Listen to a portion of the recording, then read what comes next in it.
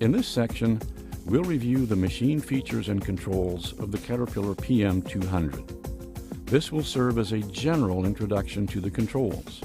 More detail about some control functions is shown in the section Basic Machine Operation.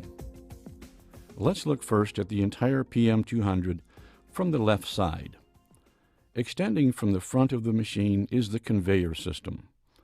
The front discharge conveyor is 80 centimeters or 31 inches wide and is covered top and bottom.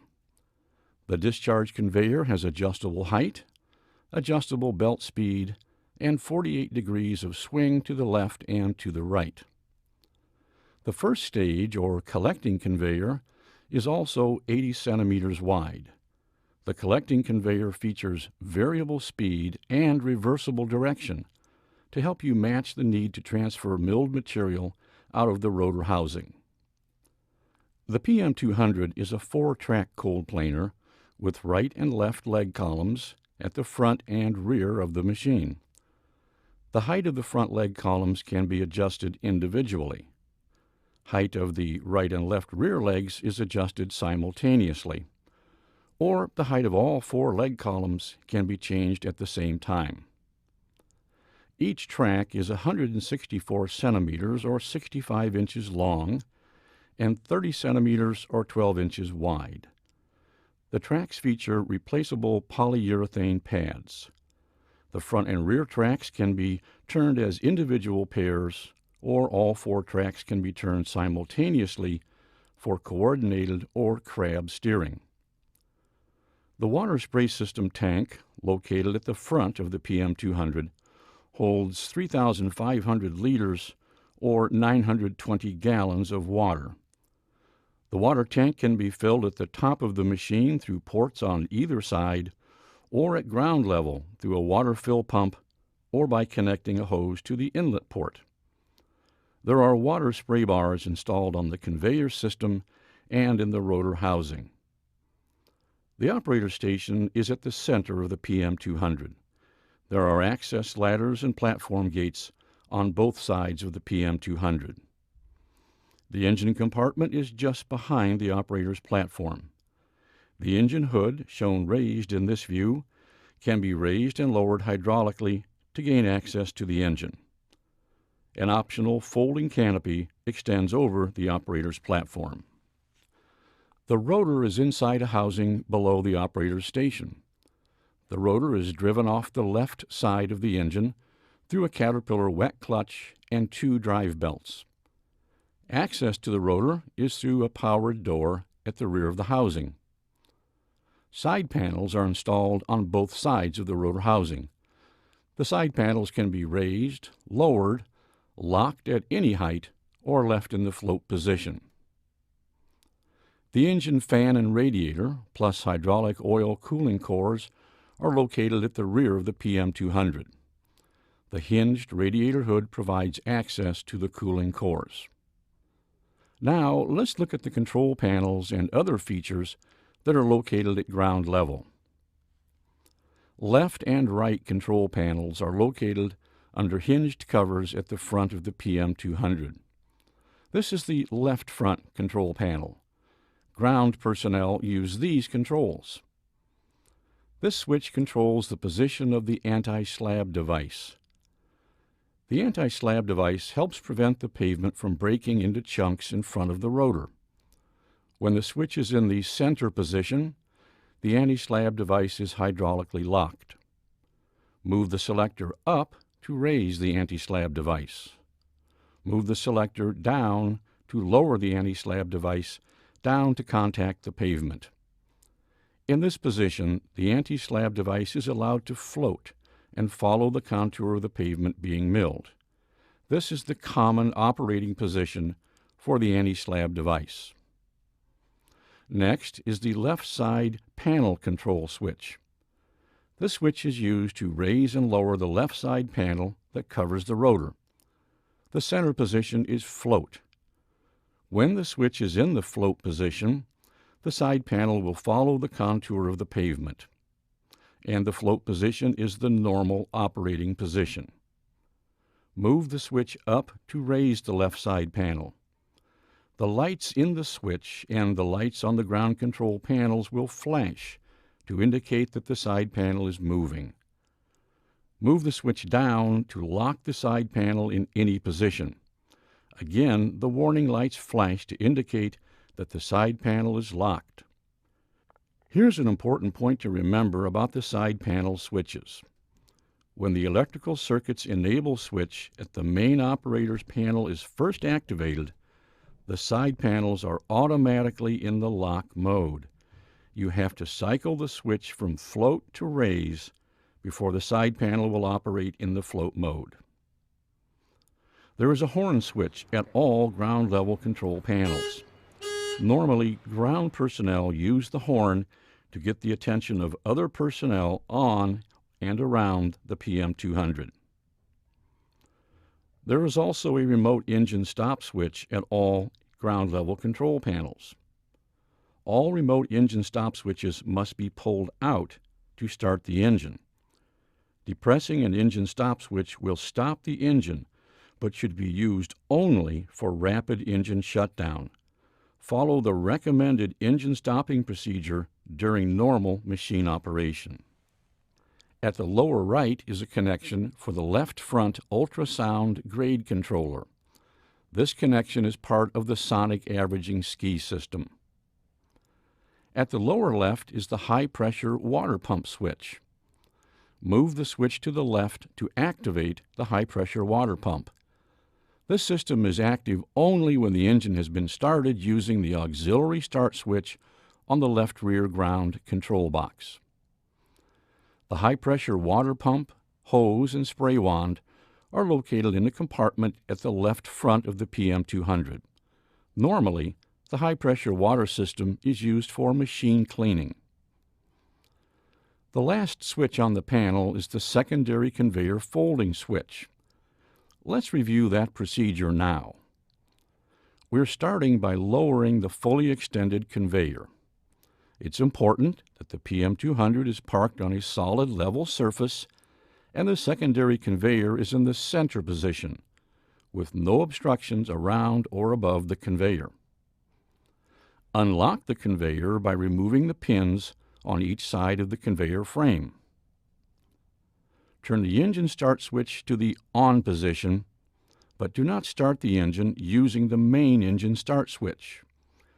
Instead, move to the left rear ground control panel, make sure the engine stop switch is pulled out, and start the engine using the remote engine start switch. Move back to the front left ground control panel and hold down the secondary conveyor folding switch. Only certain switches, like the conveyor folding switch, are enabled when the remote engine start switch is used to start the engine. The secondary conveyor will fold approximately in half to reduce the length of the PM200 for transport or for storage. Hold the conveyor folding switch up to extend the secondary conveyor back to the fully extended operating position. Be sure to secure the secondary conveyor by installing the pins on each side of the conveyor frame. Stop the engine by turning the remote engine switch to the off position and pushing in the remote engine stop switch. Now, let's look at the right front ground level control panel. From the right front ground control panel, you can control the anti-slab device and the right side rotor housing panel. There is a horn button, a remote engine stop switch, and the connector for the right front ultrasound grade controller that is part of the sonic averaging ski system. The right front control panel also has the water filler pump switch. This switch controls the operation of the water filler pump. To fill the water tank using the water filler pump, open the access door at ground level on the right side of the PM200. Attach a hose from the water supply source to the inlet port of the pump. Open the valve on the water filler hose and move the switch to the left to start the water filler pump. Observe the water level and the water level gauge on either side of the machine. To stop the water filler pump, move the switch to the center position. Be sure to close the valve on the water fill hose. The pumps that supply water to the water spray system bars are located behind an access door on the left side of the machine. In this compartment are the optional dust reduction water spray pump, the main water spray system pump, and the optional high-pressure washdown pump. Water spray system filters are located just below the pumps. The water spray system and washdown system on-off valves are also located below the pump compartment. The valve is open when the handle is parallel to the hose. Access to the rotor drive system is gained by opening the service door on the left side of the PM200. You can inspect the condition of the two rotor drive belts. By removing the lower cover, you can see the entire rotor drive system. An automatic belt tension system tightens the belts when the rotor drive is activated. The rotor transmission, clutch, and brakes are located at the top of the compartment. The standard rotor speed for the PM200 is 114 revolutions per minute. To increase rotor torque and lower the rotor speed to 97 revolutions per minute, you can exchange the positions of the upper and lower sheaves. The lower rotor speed is recommended when cutting extremely hard asphalt or concrete. Close and secure the service door when inspections or service are completed. There is a storage compartment just behind the rotor drive on the left side. Often, this compartment is used by the crew to store supplies and tools needed for rotor maintenance. The rear storage compartments on both the left and right sides of the PM200 contain connections for the grade control system and are also used to store grade control system components, extra lighting, and other supplies. Do not use storage compartments as garbage containers. Keep them clean and orderly. Leg supports are swung up and pinned in the storage position beneath the machine between the two rear columns. These supports are swung down and used to lock the rear columns when service is done under the PM200. The battery compartment is at the rear of the machine. The battery disconnect switch is also in this compartment. Next, let's cover the controls located on the rear ground control panels starting on the left side. As on all ground level control panels, there is a horn switch and a remote engine stop switch. A left side panel control switch is located here too. It has the same functions as the switch covered on the front control panel. Raise the left panel, lock the panel, or allow the panel to float. This panel also has an anti-slab device control selector. Use the switch as described previously to raise the anti-slab device, to lock the anti-slab device at a certain height, or to allow the anti-slab device to float on the pavement. You can turn the rear tracks by using the rear track steering switch. Move the switch to the left to turn the rear tracks to the left. Move the switch to the right to turn the tracks to the right. By combining rear track steering with the front track steering, you can reduce the turning radius or make the PM200 move sideways. Just below are switches that control the height of the front columns. Move the left switch up or down to raise or lower the left front column. Move the right switch up or down to raise or lower the right front column. You would normally use these switches as part of the procedure to set the rotor cutting depth. Next is the rear column's manual control switch. Use this switch to momentarily raise the rear of the PM200 to lift the rotor over obstacles or to gain additional column height to install the leg support locks. Rear control panels have a mold board control selector. This selector raises and lowers the mold board. It also opens the mold board door for rotor service. Hold the selector in the raise position and the mold board will rise vertically. Release the selector to the lock position and the mold board will remain at that height. Move the selector to the float position and the mold board will lower and follow the contour of the pavement.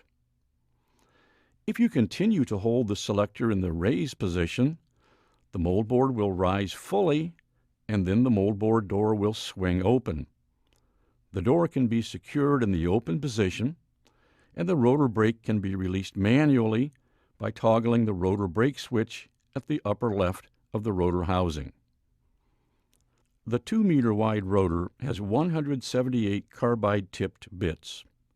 Triple tree tool placement on rotor ends provides optimum tool spacing to clean up loose material and reduce wear when turning in the cut. Loading paddles effectively move milled material onto the collecting conveyor, resulting in higher production and less wear inside the rotor chamber and on cutting tools. The bits are installed in quick-release tool holders.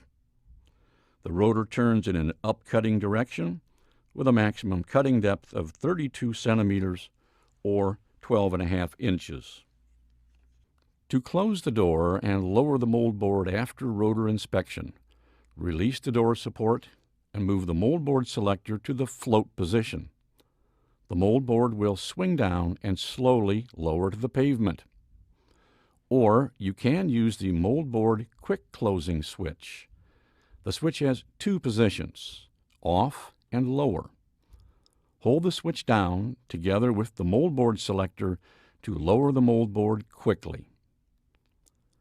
The last item on the left rear ground control panel is the engine start switch.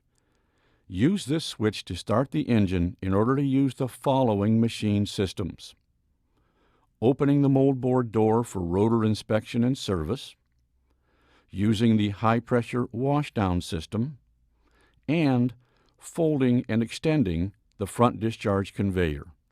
No other systems or controls are functional when the remote engine start switch is used to start the engine. The switch has 3 positions: off, on, and start. Before starting the engine, the following conditions must be met. The main engine start switch is in the on position. The parking brake is applied. The propel lever is in neutral. The rotor switch is in the off position. All remote engine stop switches are pulled out. Grade and slope control is turned off. And finally, all conveyors are turned off. To stop the engine, first turn the engine switch to the off position. Note that the engine is still running. Then depress the engine shut-off switch. Under normal operating conditions, the remote start switch should be in the off position. Now, let's move to the right rear control panel. In general, the controls are the same as on the left rear panel. There is a raise lock float switch for the right side panel, a rear track steering switch, a front left column control switch, a front right column control switch, a rear column's manual control switch, mold board control selector, a mold board quick closing switch, a remote engine stop switch, an anti-slab device control, and a horn button. Now, let's review the controls at the operator station at the top of the PM200. There are access ladders on both sides. Be sure that both gates at the ends of the platform are securely shut. Note that there are 2 engine stop switches on the dashboard. Make sure they are pulled out to the off position before trying to start the engine. There are 2 sets of dashboard lights. They turn on when the working light switch is turned to the on position. There are working lights at a number of locations on the PM200. They light the area under the front of the machine and along the conveyor, under the rear of the machine, and to the rear of the machine. The rotating beacon switch is next to the working light switch. Turn the switch to the right to turn on the rotating beacon. There are steering wheels at both sides of the dashboard. The operator selects which side to steer from based on the circumstances of the project.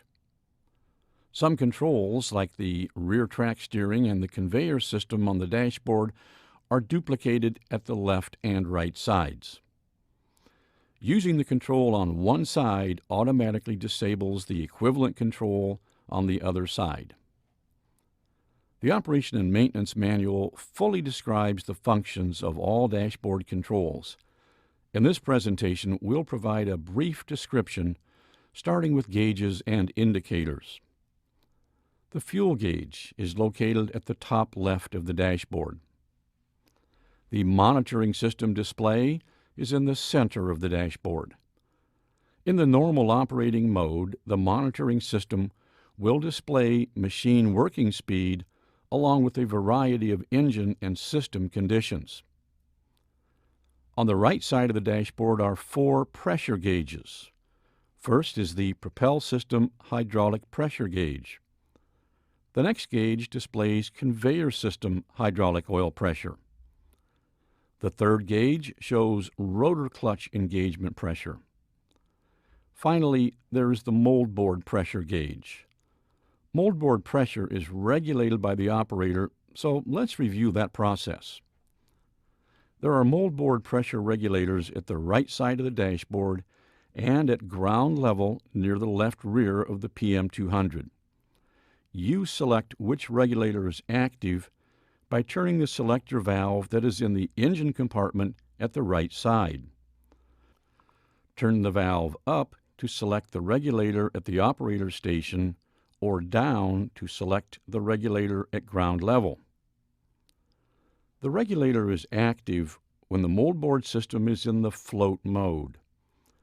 Depress and release the moldboard selector switch at the dashboard or at ground level. The indicator light comes on to confirm that the moldboard is in the float mode. You can now turn the regulator clockwise to increase the moldboard down pressure or counterclockwise to decrease down pressure. Change pressure in small increments. Too much down pressure can cause loss of traction and excessive moldboard wear. Now back to the dashboard and the indicator lights. In general, the 16 indicator lights illuminate to alert you about the status of a machine system or of a specific component that affects machine operation. For example, when the parking brake is applied, the parking light indicator illuminates. There are indicator lights that tell you when the electrical system is disabled, when the electrical system is enabled, or when an engine stop switch is pushed in to the on position. These indicator lights help you operate the PM200. Other indicator lights alert you to system conditions that require you to slow or stop the PM200, usually based on abnormal temperature or pressure in a system, like this warning light for low hydraulic oil pressure. The Operation and Maintenance Manual will show you how to match the symbol on the indicator with the affected system, and will tell you what to do to correct the problem. Finally, there are 2 general fault indicators, one for general machine faults and one for general engine faults. When either of these indicators illuminates, an error message will appear on the monitoring system display. If you cannot clear the error message by correct operation of the machine controls, contact your Caterpillar dealer. The parking brake switch is in the center. Push to apply, pull to release the parking brake.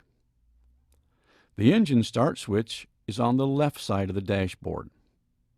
Review the segment on starting and stopping the engine for full details on the engine start switch.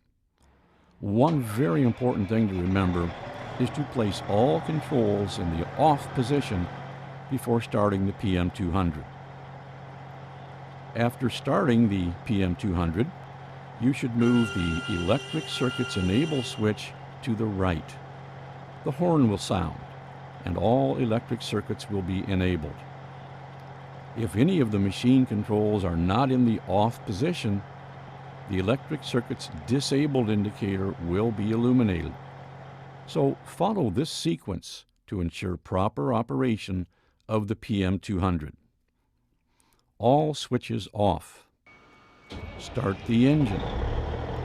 Enable the electric circuits.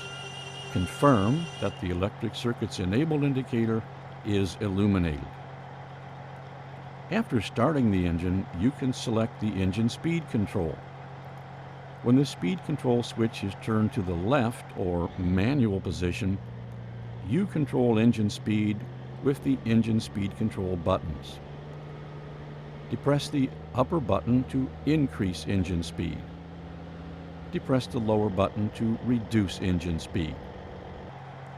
When the selector is turned to the right, engine speed is controlled automatically depending on the position of the on standby switch. Now, when the on standby switch is turned to the left, engine speed will be reduced to low idle after a few seconds. When the on standby switch is turned to the right, engine speed will increase to high idle. The on standby switch is useful while the PM200 is working in the cut. When the on standby switch is turned to the standby position, the machine stops. The water spray system stops. The grade control system stops. The conveyors stop after a few seconds, and engine speed is reduced.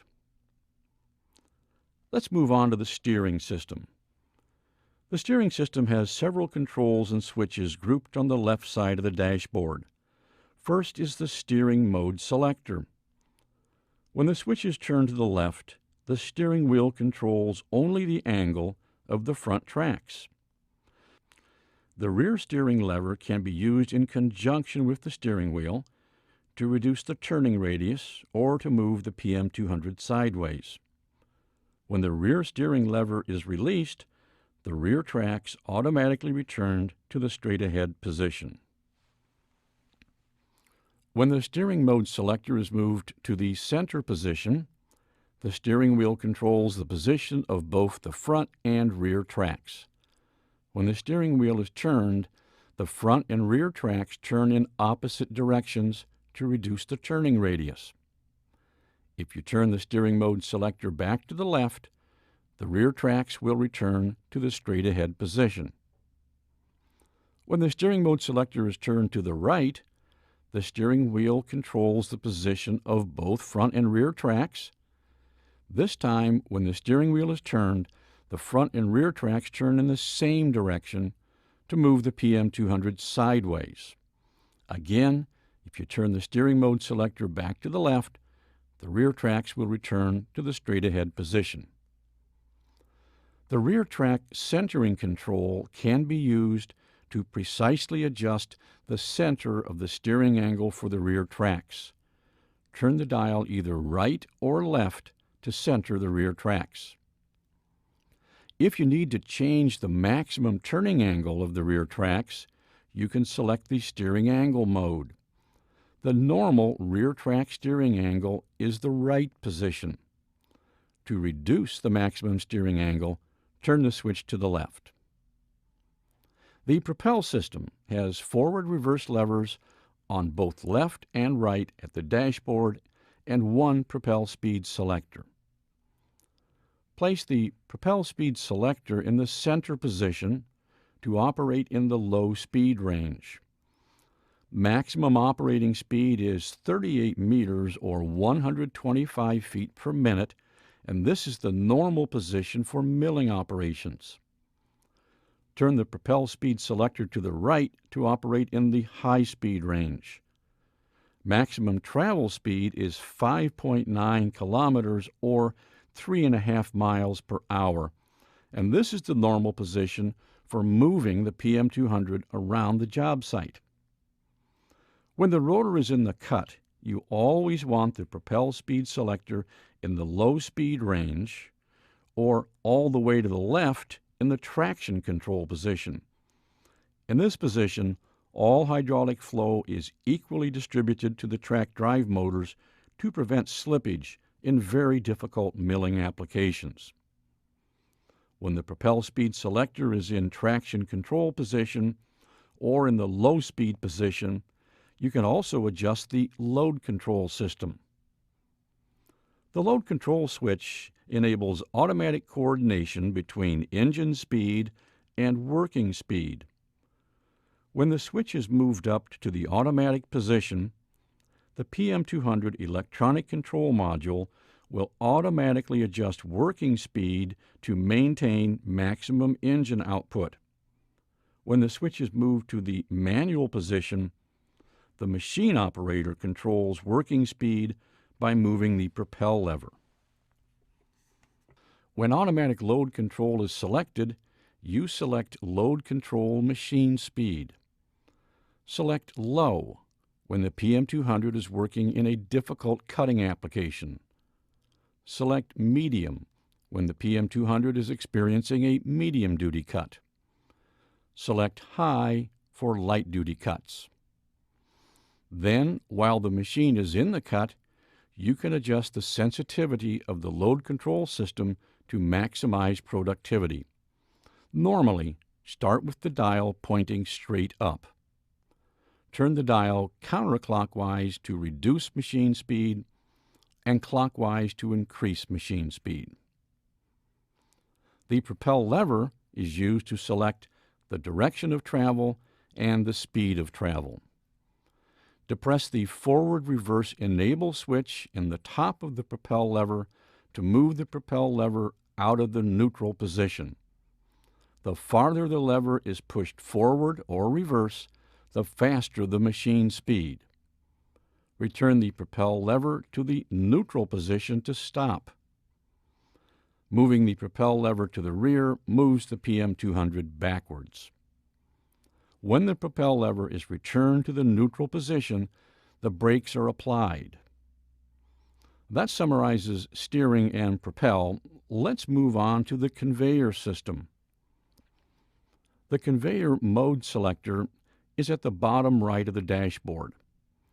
If the selector is in the center position, the conveyors are turned off. If the selector is turned clockwise, the conveyors are in the automatic mode and depend on the position of the on standby switch. When the selector is turned counterclockwise to the manual position, the conveyors will start.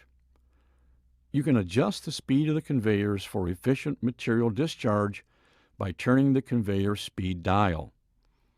Turn clockwise to increase belt speed. Turn counterclockwise to decrease belt speed. If you need to reverse belt direction temporarily, turn the conveyor reverse switch clockwise. Only reverse belt direction for short periods to loosen jammed material. When you release the switch, the belt will resume forward rotation. There are secondary conveyor control levers on both sides of the dashboard. Move the lever up, and the secondary conveyor raises. Move the conveyor lever down, and the secondary conveyor lowers. By moving the lever left or right, you can swing the conveyor left or right up to 48 degrees from center. You can lock the conveyor in the center position to prevent it from swinging. Install the lock bar between the machine frame and the swing frame. Pin the lock bar in place to prevent conveyor swing. Column controls are in the center of the dashboard at the bottom. There is a raise lower lever that controls the height of the front left column. There is a raise lower lever that controls the height of the front right column. There is also a main column control lever. Push the lever forward to raise both rear columns. Pull the lever to the rear to lower both rear columns. Move the lever to the left to raise both front columns. Move the lever to the right to raise all 4 columns at the same time. There is one more column control on the dashboard. This is the rear column's manual raise switch. Turn the switch to the right to enable the rear columns to be raised above the normal working range. When the switch is turned to the left, the rear columns cannot be fully raised and are free floating. The rotor control switch is next to the column controls. This is a 2-position switch. The rotor can be engaged by turning the switch clockwise. After a short delay to get the rotor drive belt up to tension, the rotor will start as long as the mold board is not swung open, the parking brake is engaged, and the rotor is raised above the surface of the pavement. Turn the switch counterclockwise to disengage the rotor. The water spray system switch is just to the right. When the switch is in the center position, the water spray system is off. When the switch is turned counterclockwise to the manual position, the water spray runs continuously as long as there is water in the tank. Water is used to cool the rotor bits and reduce the dust produced by the milling operation. Depending on the machine options, there are spray bars with nozzles inside the rotor housing, in front of the rotor housing, and over the primary conveyor. Turn the water spray switch clockwise to put the system in the automatic mode. In the automatic mode, the water spray system will turn on and off according to the position of the on standby switch. There is a left side panel control switch and a right side panel control switch. They control the position of the side panels the same as the switches on the ground control panels with 3 positions: raise, lock, and float. There is one anti-slab device control on the dashboard. The switch will raise the anti-slab device, lock it at a raised height, or allow it to float on the pavement. A mold board control selector and a mold board quick closing button are located at the right side of the dashboard. Also on the right side is the optional auxiliary water spray system switch. The auxiliary system adds extra spray bars for bit cooling and dust control. In the manual mode, water spray in the auxiliary system is continuous. In the automatic mode, water spray depends on the position of the on standby switch. Finally, there is an elevation control mode selector. In the center position, the grade control system is turned off, and height of the machine leg columns is adjusted manually. When the switch is turned counterclockwise, the grade control system is on continuously. When the selector is turned clockwise to the automatic mode, the grade control system will turn on and off, again depending on the position of the on standby switch. There are storage compartments under the right and left sides of the instrument panel. Opening the left access door reveals where the optional electric fuel pump is located. On the back of the left access door are mounted 2 switches. The switch on the left is used to raise the engine hood. The switch on the right is used to raise and lower the optional canopy over the operator's platform. To lower the canopy for machine transport, remove the locking pins on the left and right sides of the canopy frame. Hold the canopy tilt switch down to lower the canopy. The engine does not have to be running to use either the canopy tilt switch or the engine hood switch. These controls only need machine electrical power. To raise the canopy, hold the canopy tilt switch up. Remember to install the lock pins on both sides of the canopy before returning the PM200 to service. This concludes the section on PM200 controls and features. Refer to the Operation and Maintenance Manual for additional information.